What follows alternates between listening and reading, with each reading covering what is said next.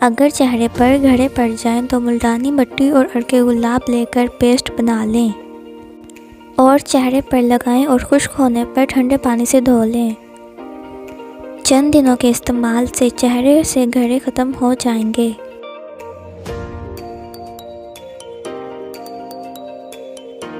अंडे की जर्दी में 2 चाय के चम्मच रोगन बादाम और 1 चाय का चम्मच लीमू का रस मिलाकर पेस्ट बना लें और फिर इसे चेहरे पर 10 से 12 मिनट के लिए लगाएं और फिर चेहरे को धो लें। ये अमल कुछ अर्सा बाकायदगी से करने से आपका चेहरा सफ़ेद और सुर्ख हो जाएगा।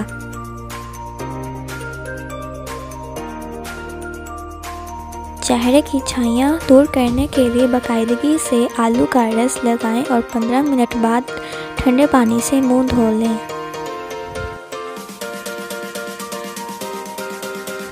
रोज़ाना निहार मुँह अजवा खजूर दूध के साथ खाने से चेहरा लंबे अरसे तक जवान नज़र आता है।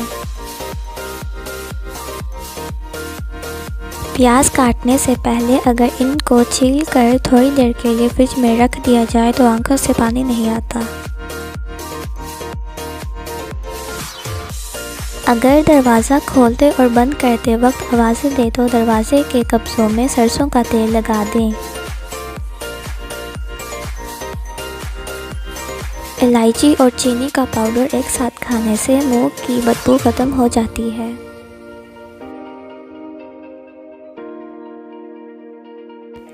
जिल्द से चिकनाई ख़त्म करने के लिए खीरे, पुदीना, कॉर्नफ्लोर और चंद कतरे लीमू का रस मिलाकर मास्क बनाएं और इस मास्क के रोज़ाना इस्तेमाल से चिकनाई ख़त्म हो जाती है।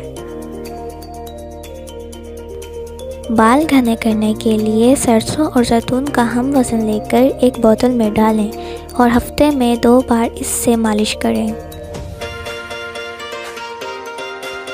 जिन लोगों की बगलों से पसीने की बदबू आती है या बगलें काली हो जाती हैं तो वो फटकरी का पाउडर पानी या अर्के गुलाब में मिलाकर पेस्ट बनाएं और फिर इसे 20 मिनट तक लगा रहने दें और फिर धो लें।